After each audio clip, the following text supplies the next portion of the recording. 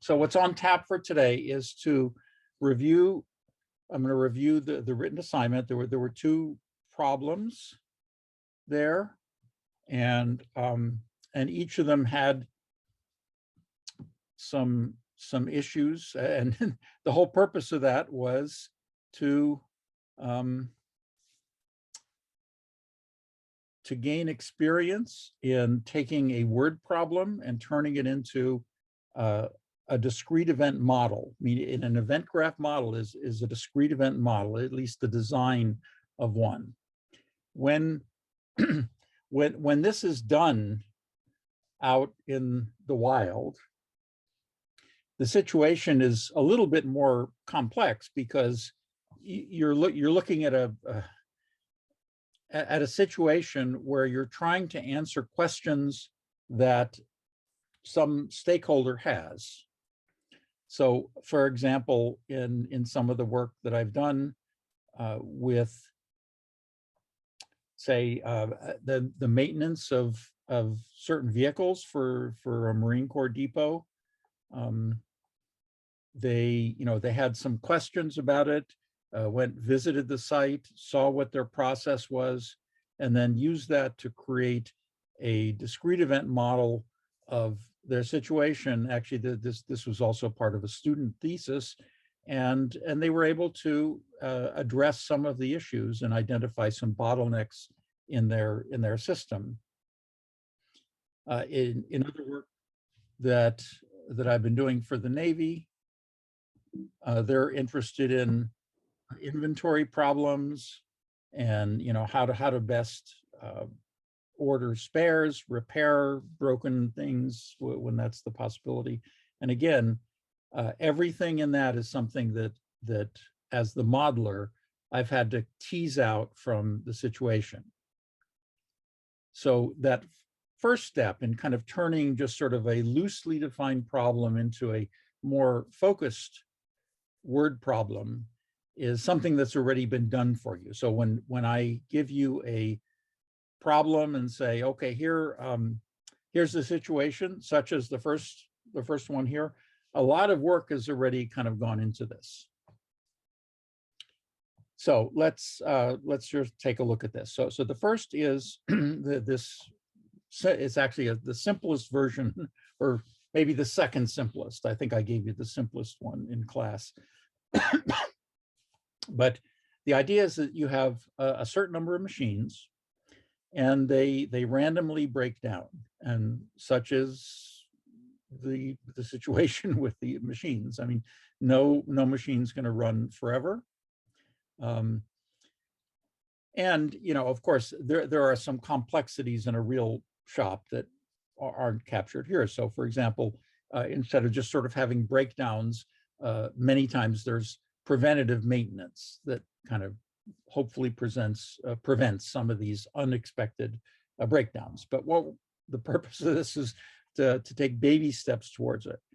And that ties in with what I've been trying to emphasize about iterative modeling. You start with the simplest possible situation and then try to enhance it and improve it as certain features in the actual system are taken into account. So again, each machine, it runs for a certain amount of time and then it's going to fail.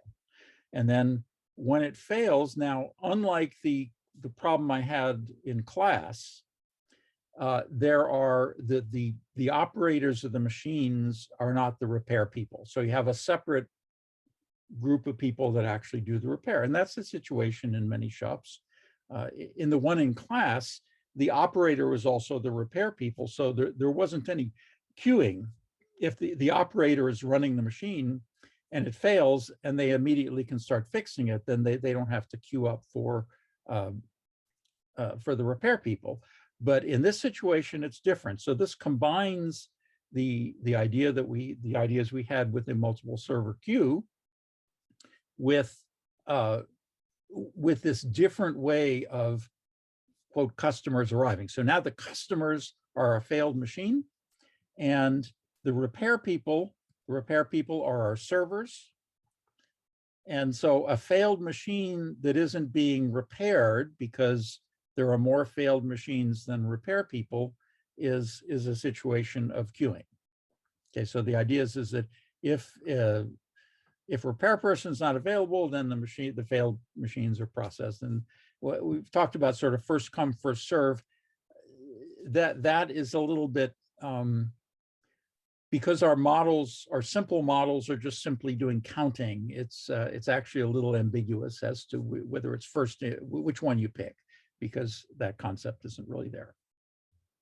Okay, so here's the thing. When you have a problem like this, the first thing to do is actually talk about your parameters, because the parameters come directly from the situation, even implied. So we have basically two of our parameters are going to be the number of machines and the number of repair people. I think I called it R here.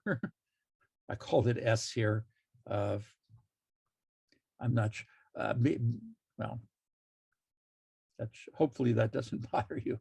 I should have changed that to if you said little r, that's sort of fine too. Okay, now here are the implied ones. So it says each machine runs for a certain random amount of time and then fails. So that's what produces this parameter here, the times to failure.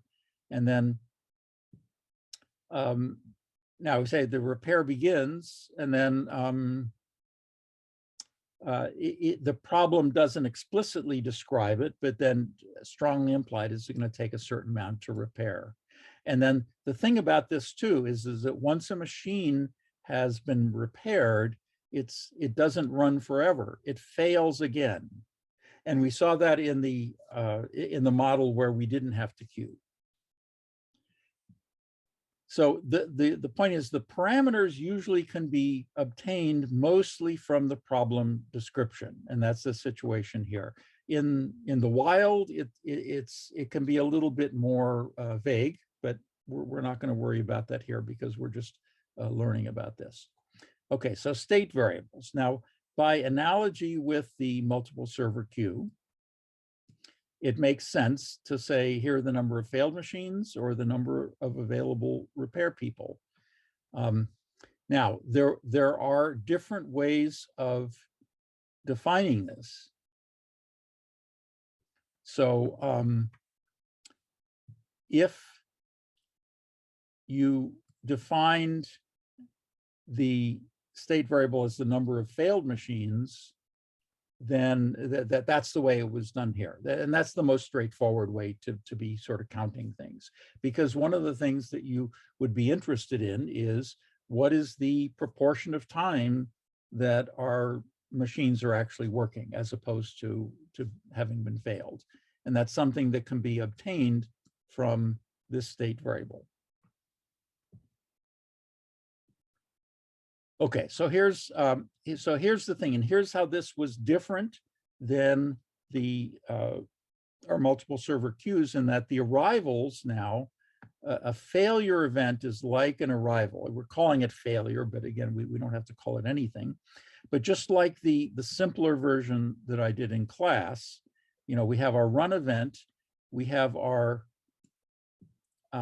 event graph version of a for loop. And here, what's important about that initialization one is that it put M failure events on the event list. So, and the thing about this model, and this is different than the arrivals process that comes to the multiple server queues, because imagine if every machine has failed, then there are no more arrivals. But in an arrival process, the arrivals just kind of keep coming willy-nilly. Now, there are kind of two places where, come on. Okay, so two things with this, one is, okay, failure. When it fails, if there's an available repair person, then we start a repair. Now, here's the thing, is that when we start a repair, this is a little bit different in terms of state transitions than our multiple server queue, because when we start a repair, the machine is still failed. We haven't fixed it yet. So we the failed machine, we have one less failed machine only when we finish repair, and then we have this. And I think most of you got this this subtlety of the state transitions. And again, the scheduling edge between start repair and end repair has a delay of the repair times. Okay, fine. Now, the two places where I saw that didn't always match up. Okay, one is this scheduling edge from end repair back to failure with a delay of failure time. In other words, once you repair it, then it starts failing again. So if you don't want a machine to fail, then don't repair it. Okay, so that's something that was not always present.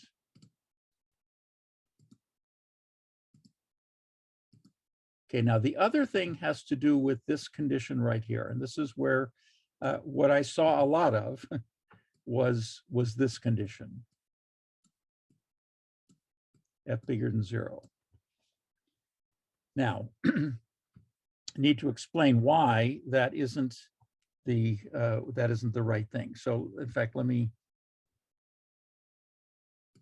sort of keep that, but put a text box in here. So here's what can be really helpful is to just put some numbers in. Okay, so let's imagine that that we had 2 repair people. The number of machines actually doesn't really matter. But right before, so imagine before an end repair, we were in the following situation. We had 2 failed machines and no available servers. Okay, so do you see what the situation is? We have 2 repair people. We have 2 failed machines, and we have therefore no available repair people. You know why? They're both repairing the 2 failed machines. Okay, so after end repair, then what is the situation? Well, let's look at the state transition. F is f minus 1, so now f is equal to 1, and r is also equal to 1. Okay, so r was 0, it's now 0 plus 1 is 1. F was 2, f2 minus 1 is 1. Okay, so now what is the situation here? There is 1 failed machine and 1 available repair person. So is f bigger than 0? That's true. So now the question is, should you schedule a start repair? And the answer is no. Why? Because I have 1 failed machine and it's being repaired by the other guy. See, so f is bigger than 0, but it should not be repaired by the other guy. But is f bigger than or equal to 2? That's false. And therefore, we don't schedule, which is what we want. If we used f bigger than 0 as our condition, then we would schedule a start repair even though there was no failed machine to repair on. Okay, and any questions about this? This was kind of almost the crux of this. Now, some of you had additional state variables that would correctly identify it, but you know that was a different situation.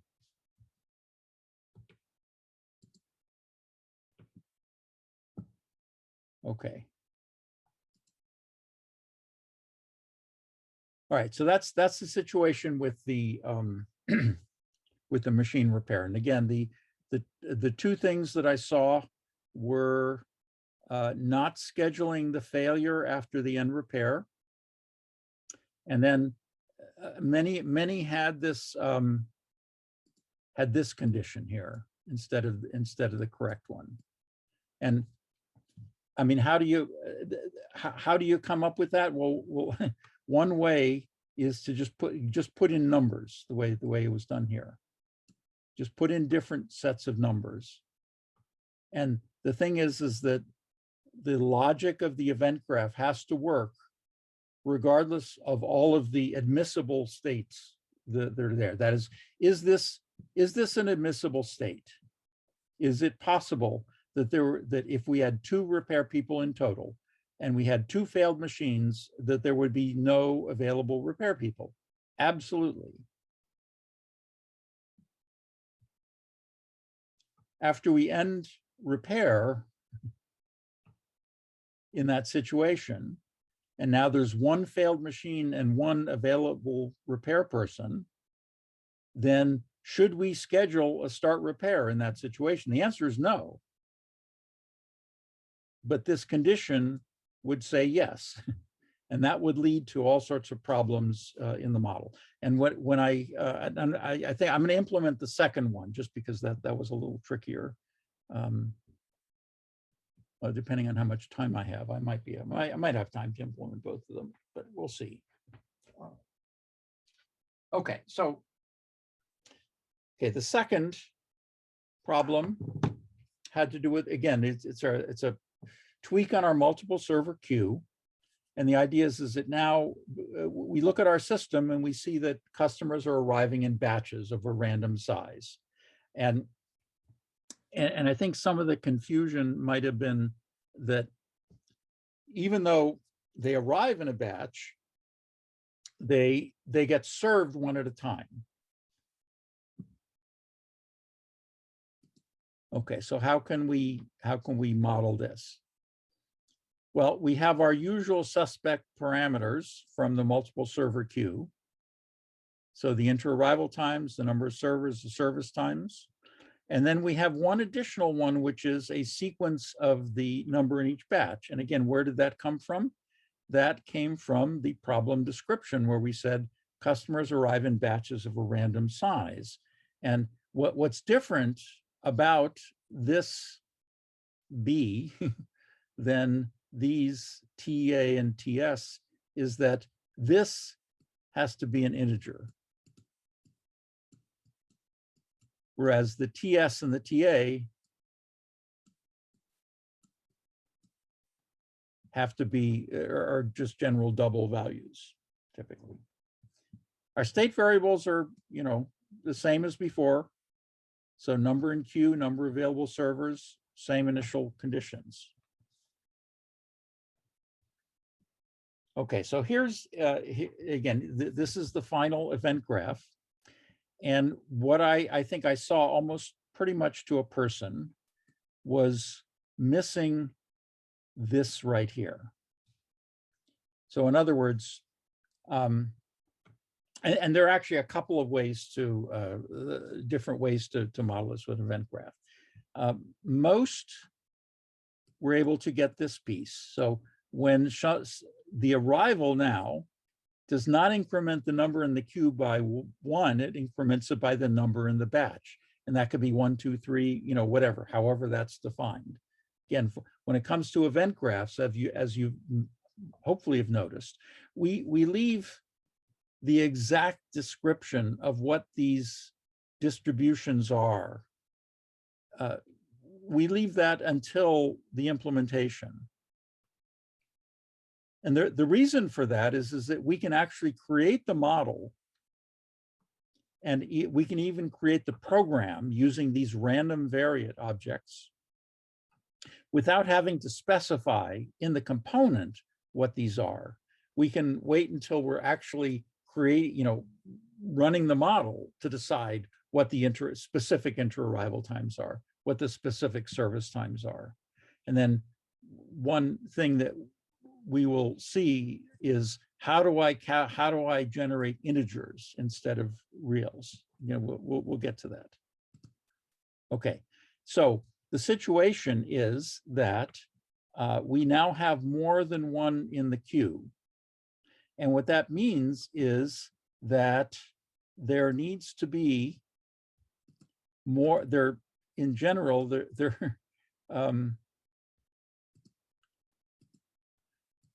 in general, there can be more than one of these available. So let's kind of take a look at this. Supposing that, in fact, let me end this and put this in a text box just to. Okay, so supposing at an arrival, so let's PowerPoint keeps making this capital. So let's say k is equal to 3. And let's say at our first arrival, we have b is equal to 2. Okay. So what has happened there? So now that there are q is now 2, and s is now 3. Or I mean, s was, I'm sorry, yeah, number of available servers right before we schedule anything. Now, if we only schedule one start service,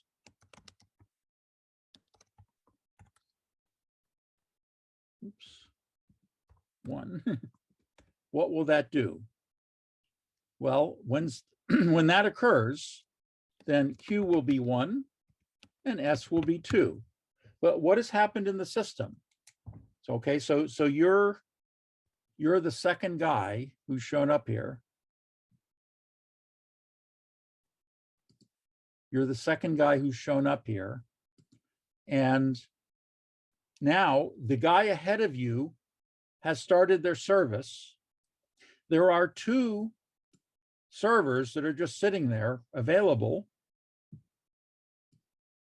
and you're just sitting there in the queue. So is that how the system should work?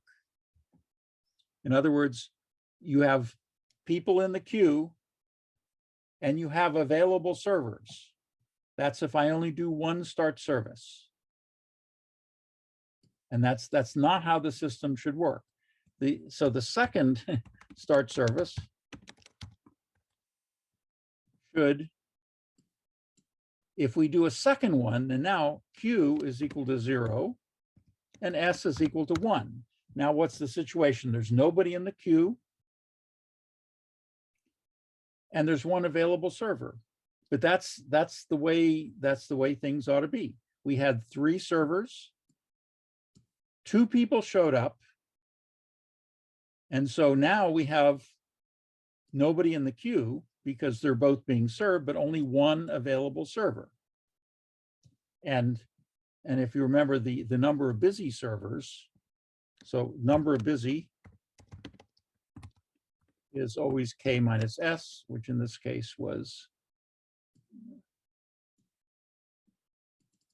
which was 2.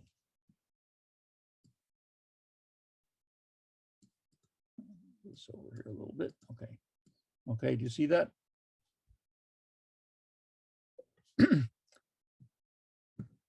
Okay, so now there was a question about what these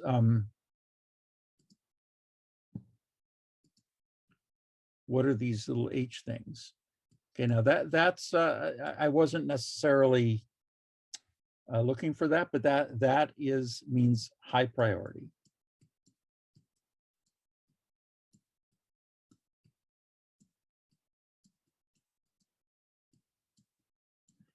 Okay, now what does that mean for events? And for events, what that means is that the primary key, the primary comparator for an event is the scheduled time.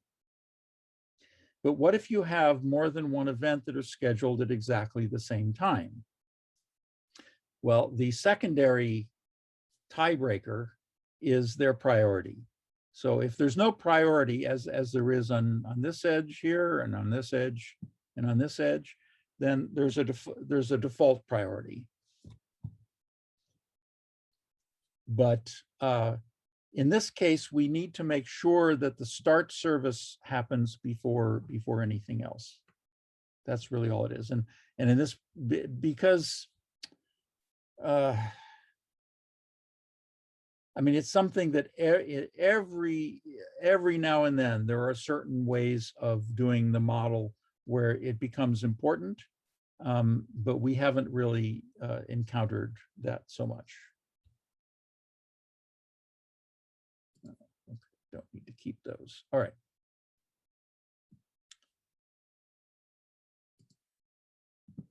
Okay, so let me keep this up here. Okay, so now what I want to do is I want to hopefully I've convinced you that this this self-scheduling edge was something important and should be there.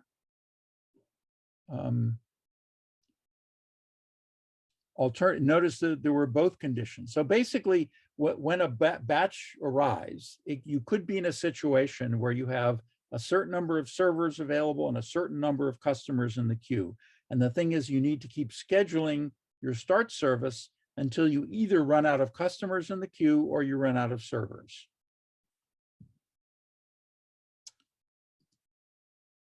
Okay, so let's take a look at how we would model this.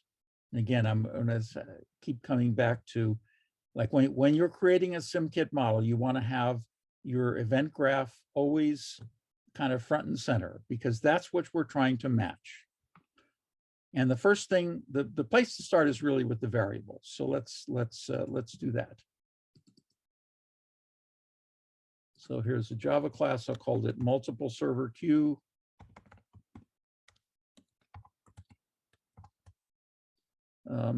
With batch arrivals. Okay, so for those of you who've been struggling with the programming part of this, I really encourage you to pay attention to the way that I'm writing this model. And if you do it in the order and the way that I'm doing it, then it will become much easier, I promise. Okay, so this is our main class. Everything extends SimEntity base.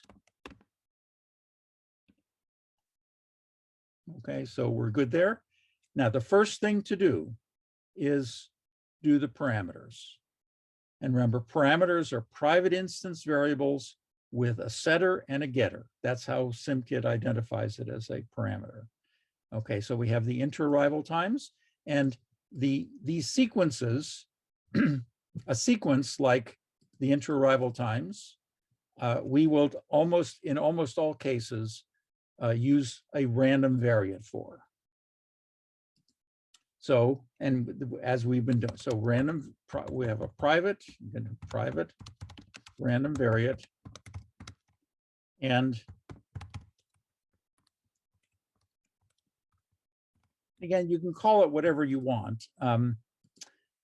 The reason I call it inter-arrival time generator is because that's the most descriptive way of naming this variable, because it generates the inter-arrival times. Likewise, we have the number of servers. That's an integer.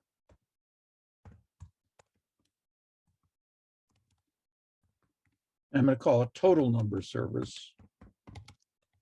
Again, you don't have to. Again, the names are, again, very arbitrary, but you want to make them descriptive. Okay, the service time. So again, we have a service time generator.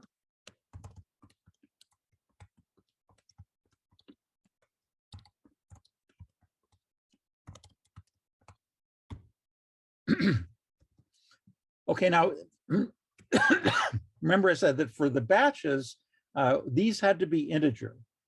Now I haven't shown you this yet, but and I wouldn't expect it since I didn't ask you to do this, but there is another class called Discrete random variant, and I'll call it the batch generator.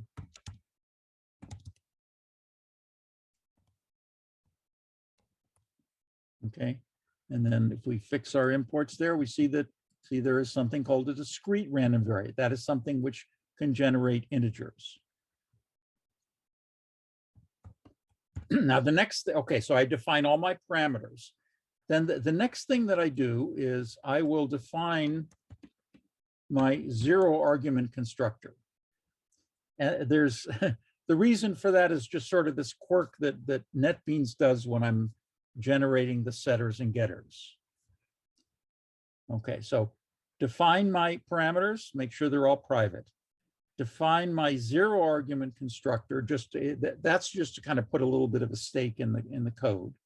All right, so now then I want to generate the setters and getters for my parameters. That's what's next. And I do refactor, encapsulate fields.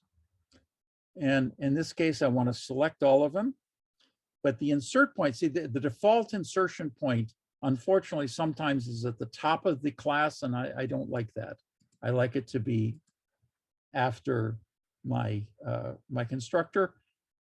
The other thing to watch out for, okay, so it's, you see where it says fields visibility. See here it said protected because I was doing a state variable last time. I want to make sure that those are private. If I accidentally make them protected, then I need to go back and change that. So, but in this case, I happen to remember. Okay, so there we are. And once I've done that, then the next step is to define my master constructor.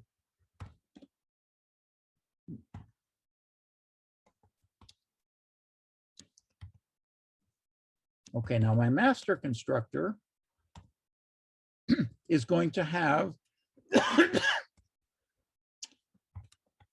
all my parameters, and I like to put them in order. Now, the order you put them in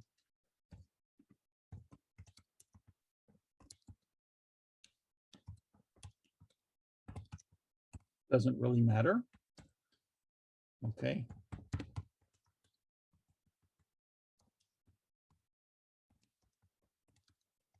Now, what I also like to give them the same name as the instance variables. And if you remember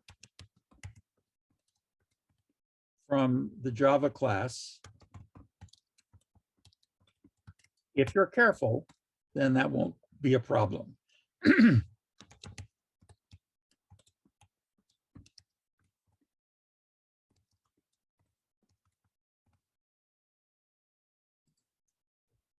And it won't be a problem if you, let's see, let's make sure we're formatting right. Okay. That's what it likes to do. All right. I thought, format that. All right. Then here, now that I've generated my setters, the next thing I do is I set all of these. And NetBeans is pretty good at figuring out what it is I want to do in this particular case. And also filling in. So by giving them the same names, NetBeans realizes that what I'm doing is I'm taking these arguments, which are syntactically like local variables, and I am passing them to the setters for all of my parameters. And notice that the instance variables are in green, whereas the arguments are in black. That's the way to distinguish it. One little red flag to look for is that if you see green here, then that's an indication that you're kind of a snake eating its tail. But just as an extra check, at this point, you want to check and make sure that you have correctly passed your parameters. And so to that end, we can already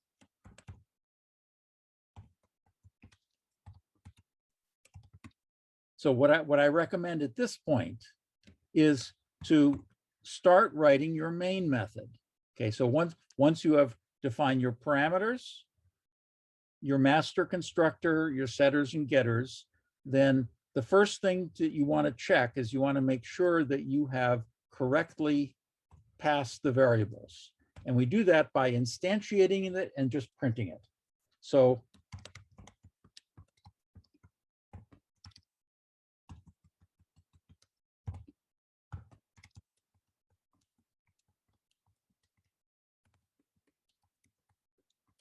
Now,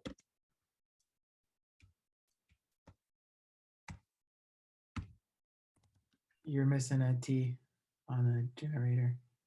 and thank you. All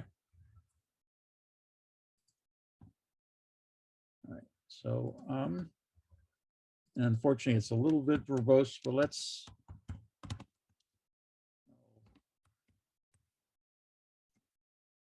oops, and then make sure we fix all our imports to get that.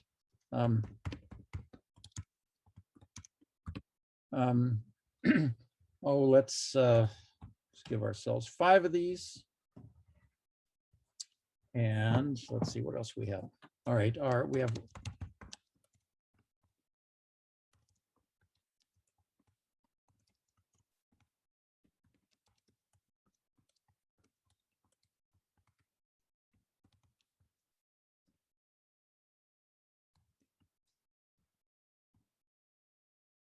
and let's see, let's make this, I want this to be uniform between 2 and 5.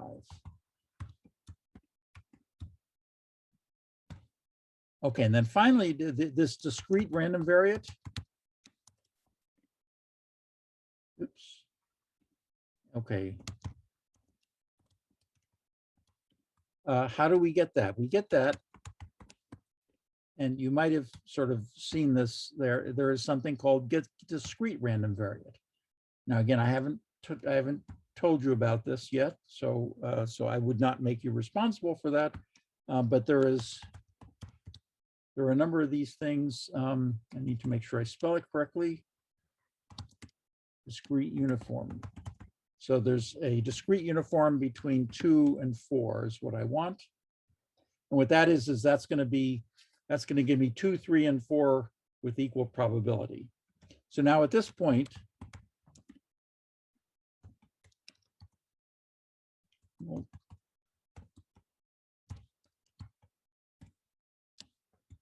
and one thing NetBeans is also fairly good at, after I fix the imports, is, oops.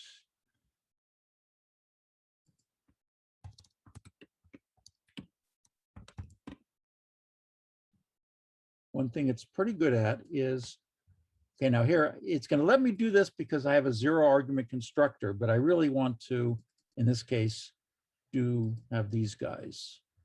And it was pretty good about figuring out what I wanted. Now all I want to do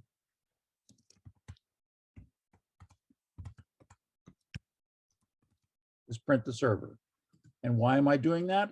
I'm doing that because I want to double check that all of the things that I had put in there actually got through. See now, look what would happen. Supposing I had forgotten to set the service time generator. Then when I run this, all of a sudden I see that the service time generator is null. And so what that means is I'm going to get a null pointer exception as soon as I try to do anything. And so before I even write another line of code, I want to fix that. And the fix is to kind of undo what I did over here. Okay, so now let's make sure that it's running. Once I have that, then go back and start writing code. If you are, the principle is this: you want to write the smallest amount of code possible that you can then verify is acting correctly. Okay, so if you have a whole lot of code that you have not tested but written, then you're setting yourself up for a headache, a big headache, and a lot of time spent debugging, because the most time that you spend programming is in debugging, not in writing. And so this iterative baby step process is the whole idea, is to minimize the amount of debugging time that you have by taking one step at a time. And then whenever that happens, when things go south, you know that it was something that you just did and not something you did back when. Okay, so now we move to the event graph itself. And we always start with the run event, because that's something you can always do. Just as when writing an event graph, you start with the run event. When implementing, you also start with the run event. And the run event has two pieces. The first is the reset method. And then the second is the do run. So let's do the reset. We always call super first. And then for all of our, see, I skipped a step. I didn't define my state variables. And I see I have just enough time to define my state variables. Okay, somebody asked, is there something wrong with spending hours debugging? Well, if you love debugging, then enjoy.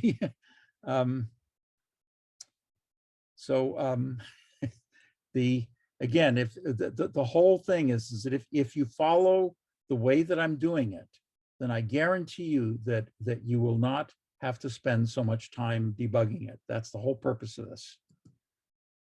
Okay, so I have enough time to do my state variables, and then I'll have to finish this tomorrow. Okay, state variables, they're protected. I got two, number in queue and number of available servers. Those are exactly as we had before. But again, protected. They're integers, number in queue.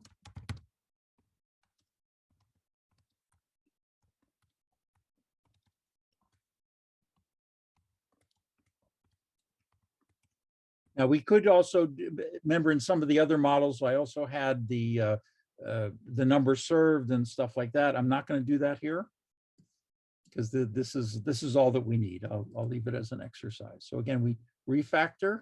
We want to encapsulate the field. Now we want to make sure we don't have setters. We don't want the setters, and we want to make sure it's protected.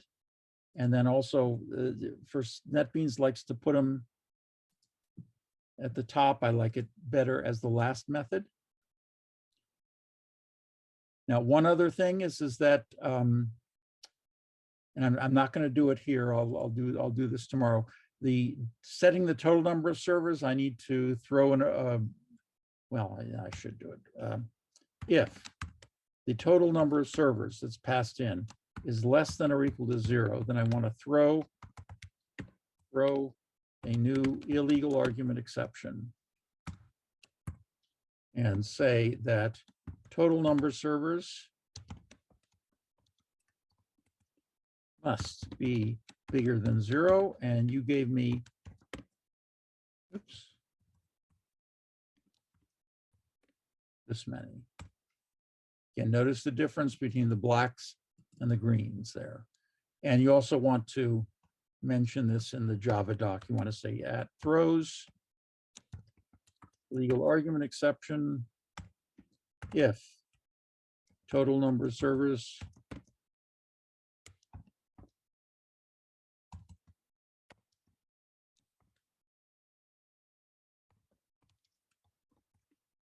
and then here the syntax is HTML, so we have to use this little less than or equal to thing here. Okay, so now we have our state variables. Our reset method is to set the number in the queue to be 0 and the number of available servers to be the total number of servers. You can either use the getter or not. Where did that come from? That came from here, our definition. And then for something like this, our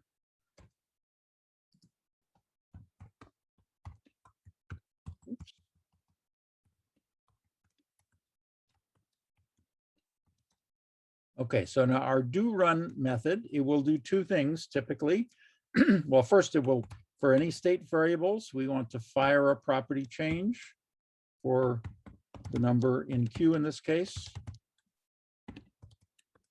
And the convention is that the new value for the number for our state variables is use the getter. That's just the convention. I found that to be the most reliable way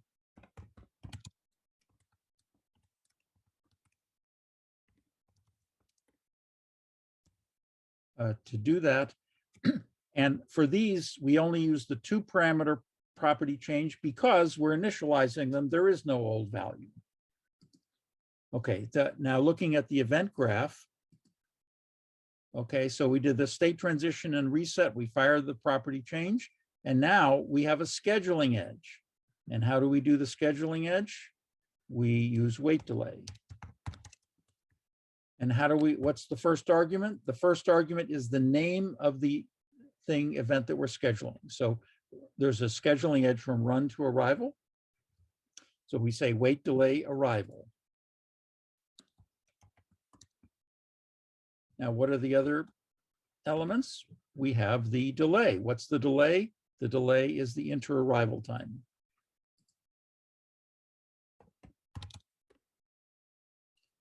Inter-arrival time generator. Okay, so now again, we have enough to test whether or not we're doing this. So this is where our friend, the simple property dumper, comes in.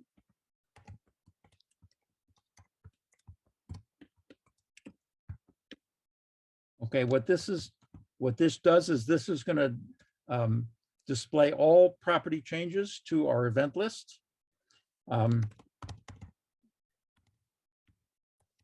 We want to set verbose to true. Now, in this case,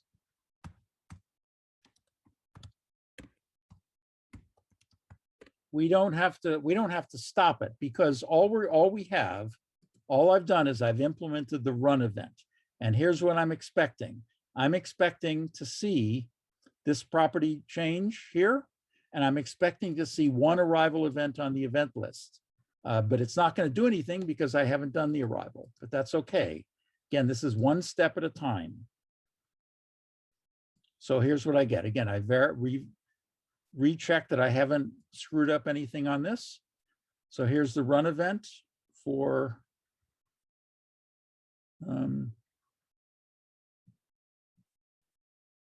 what happened?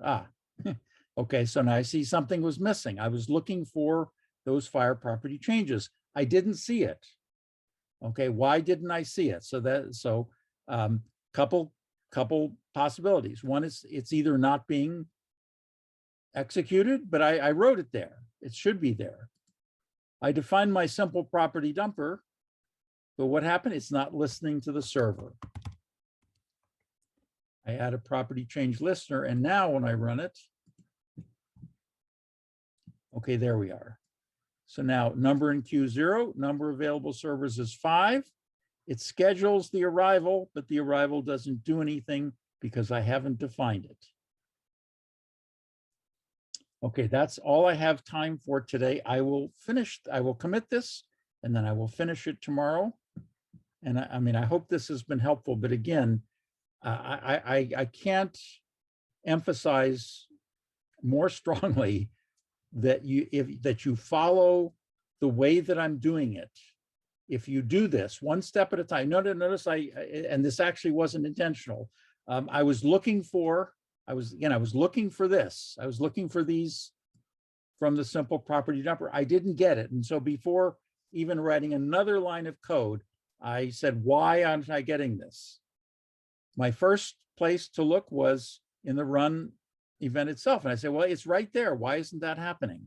I look here, the run event is actually being executed, but this isn't occurring. So what else could go wrong? Well, the other thing that could go wrong is it's not listening. And that's what was happening there.